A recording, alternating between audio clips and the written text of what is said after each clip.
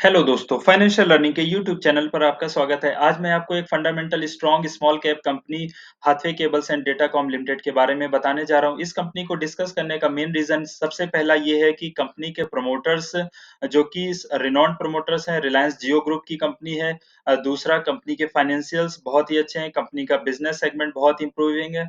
तीसरा company purely debt free company है। तो जब इस तरीके की कंपनी को हम डिस्कस कर रहे हैं तो यहाँ पर मेरा किसी भी तरह से बाय और सेल का कोई रिकमेंडेशन नहीं, मैं सिर्फ लर्निंग पर्पस से आपके लिए ये वीडियो लेकर आया हूँ। जहाँ पर किसी भी ऐसी कंपनी में जो कि काफ़ी अच्छा ग्रोथ पोटेंशियल है, जिसके प्रमोटर्स बहुत ही स्ट्रॉन्ग प्रमोटर हैं, वहाँ उस तरीके की कंपनी में आप बने रहकर लॉन्ग टर्म तक सीख कर भी आप अच्छा खासा गेन ले सकते हैं। तो एक बार हम कंपनी के बिज़नेस को देख लेते हैं। यहाँ मैंने हैथवे केबल्स की वेबसाइट को ओपन किया हुआ है। तो हैथवे केबल्स जैसा कि नाम से ही पता लगता है, ये digital cable TV providers company है, जहाँ पर ये डिजिटल केबल टीवी के साथ-साथ ब्रॉडबैंड जिसमें होम ब्रॉडबैंड, बिज़नेस ब्रॉडबैंड इस तरीके की सर्विस प्रोवाइड करते हैं। इंटरनेट लीज़ लाइन भी प्रोवाइड करते हैं और उसके बाद ये जो होम में ब्रॉडबैंड में इंटरनेट कनेक्शंस जैसे कि जिसमें कि 300 एमबीपीएस तक की स्पीड भी ये प्रोवाइड करते हैं। डिजिटल केबल टीवी है जिसमें इनका एचडी चैनल्स हैं। तो इस तरीके का बिज़नेस सेगमेंट जहाँ पर इंडिया की पर कैपिटा इनकम इंक्रीज़ हो रही है और यहाँ के हाउसहोल्ड में टीवी का इस तरीके के एंटरटेनमेंट इंडस्ट्री का काफ़ी क्रेज़ रहता है, तो ऐसे बिज़नेस का ग्रो होने की पॉसिबिलिटीज़ बहुत ज़्यादा होती है और जहाँ पर मोस्टली पॉपुलेशन जो है यूथ पॉपुलेशन है, तो इंटरनेट जैसे इस तरीके की इंटरनेट सर्विस प्रोवाइडर्स कंपनी का ग्रो होने की पॉसिबिलिटीज़ यहाँ से मल्टीफ़ोल्ड है। और ये रिलायंस ग्रुप की रिनाउंड कंपनी है, जियो ग्रुप की होल्डिंग है इसमें, तो ये अपने आप में बहुत ही बड़ी बात हो जाती है इस कंपनी के लिए। अगर एक बार हम इनके बैलेंस शीट को देख लें, कंपनी के बिज़नेस को डिस्कस करने के साथ-साथ मैं इसकी बैलेंस शीट आपको एक बार दिखा देता हूँ। तो यहाँ मैंने इनकी बैलेंस शीट को ओपन किया हुआ है। उसमें एक बहुत ही इंटरेस्टिंग पॉइंट है कि अगर आप इनके रिज़र्व्स को देखेंगे मार्च 2019 से देख लें, तो इनके रिज़र्व्स जो कि मार्च 2018 में 626 करोड़ थे और उसके बाद से लगातार कंपनी ने अपने रिज़र्व को इंक्रीज़ किया है और मार्च 2022 में कंपनी का रिज़र्व बढ़कर 3,771 करोड़ हो गया है। और अगर हम इन्हीं की बोरोइंग्स की बात करें तो इनकी बोरोइंग्स लगातार रिड्यूस हुई और कंपनी पिछले 2 साल से प्योर डेट फ्री कंपनी है। तो जब इस तरीके की कंपनी जहाँ अपना खुद का पैसा कंपनी का 3,771 करोड़ है और कंपनी की पूरी वैल्यूएशन 3,115 करोड़ है, तो कंपनी एक तरीके से सरप्लस रिजर्व्स को रख रही है, जहाँ पे इसकी मार्केट वैल्यूएशन अभी के करंट के सिनेरियो के हिसाब से कम चल रही है और इसका रिजर्व बहुत ज़्यादा है, यानी कि बुक वैल्यू कंपनी की ज़्यादा है और करंट प्राइस अभी भी कम चल रहा है। तो यहाँ से अपनी बुक वैल्यू तक जाने की भी पॉसिबिलिटीज़ बहुत ज़्यादा है। और ये विदिन 1 मंथ भी जा सकता है। बट यहाँ मेरा किसी भी तरह से बाय और सेल का कोई रिकमेंडेशन नहीं है। इसको मैं एक बार चार्ट पैटर्न पे भी आपको दिखा देता हूँ। बुक वैल्यू के हिसाब से मैंने यहाँ हाथवे केबल्स लिमिटेड का चार्ट पैटर्न ओपन किया और अगर ये मैंने लाइन एक ड्रॉ की है बुक वैल्यू जो कि यहाँ पर मेंशन है 23.3 की। अगर मैं इसको यहाँ पर प्लॉट कर लेता हूँ 23.3 के आसपास यहाँ पर ये मैंने लाइन को ड्रॉ किया। अगर इसके करंट प्राइस से इसके बुक वैल्यू तक का भी देखें तो लगभग 32% का गेन निकल के आता है, जो कि इस तरीके की कंपनी में आना बहुत ही आसान बात है और कोई बड़ी बात नहीं। और यहाँ पर जबकि इनका बाइंग जो परसेंटेज है, यानी कि जो अ, रिटेल पब्लिक भी काफ़ी ज़्यादा वॉल्यूम्स में यहाँ पे बाइंग भी हो रही है इस तरीके की कंपनी में, जब एक रेंज में स्टॉक ट्रेड कर रहा है।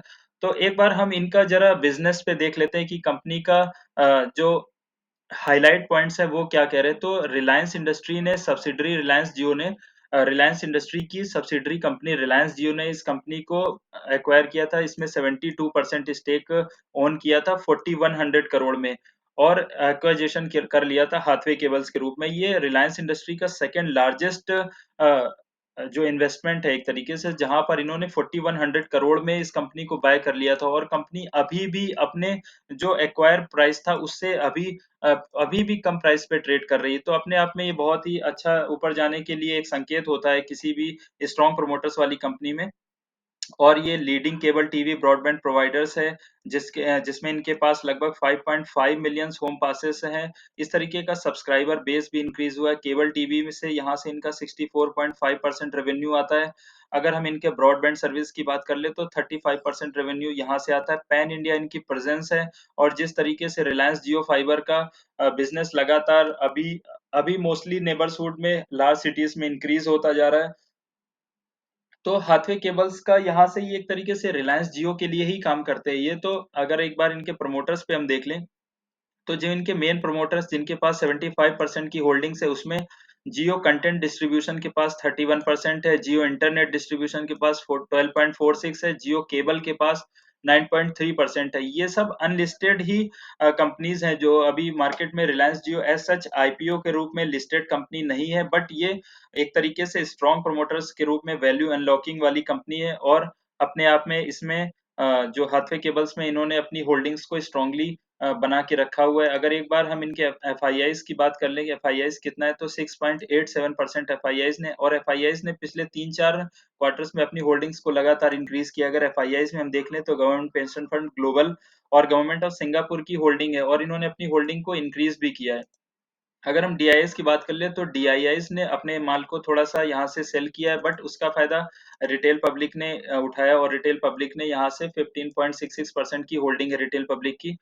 तो काफ़ी अच्छा प्रमोटर्स ग्रुप की कंपनी है, बहुत ही सस्ते वैल्यूएशन, स्टॉक पी 24.8 का चल रहा है, आरओसी 3.97, आरओई 3.30 है। आरओसी, आरओई बहुत ज़्यादा नहीं है, क्योंकि कंपनी ने अपने एक्सपेंशन पे लगातार काम किया है। पहले एक कस्टमर बेस को इंक्रीज़ किया, कस्टमर बेस को बनाया, उसके बाद नेट प्रॉफिट अपने आप से, इस तरीके के स्ट्रॉन्ग प्रमोटर्स होल्ड कंपनी को पैसा कमाना आता है, उनको बिज़नेस करना आता है कि यहाँ से बिज़नेस को कैसे ऊपर ले जाया जाए। एक बार मैं इसके चार्ट पैटर्न को आपको दिखा देता हूँ। चार्ट पैटर्न को भी दिखाने के लिए सबसे मेन चीज़ यहाँ पर ये है कि जो इसने लास्ट ईयर जो 2020 में, सॉरी, ये अपना जो हाई बनाया था 57.45 बनाया था, उससे कंपनी अभी लगभग 70% के डिस्काउंट पर अवेलेबल है।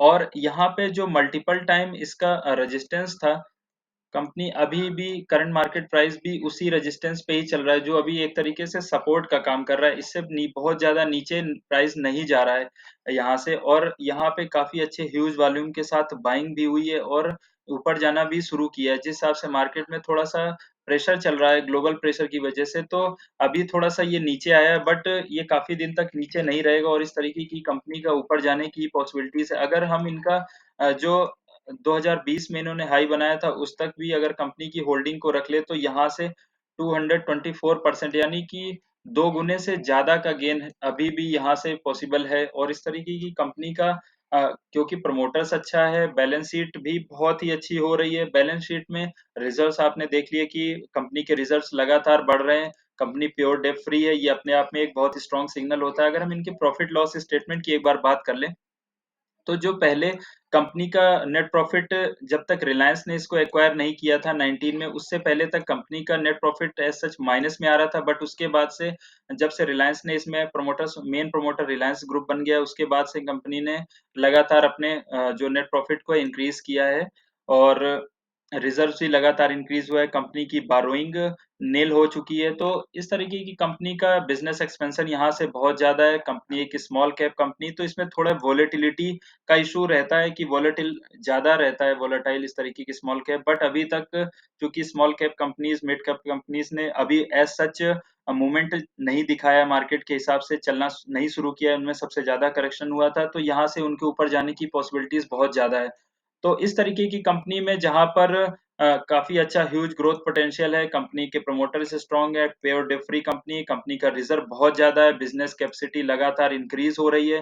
तो यहाँ पर तो मैं इस कंपनी में बायर हूँ, बट मेरा किसी भी तरह से बाय और सेल का कोई रिकमेंडेशन नहीं है। मैं इसको जो इसका 2020 में हाई बना था 57.75 का, मैं वहां तक कंपनी को होल्ड करूंगा।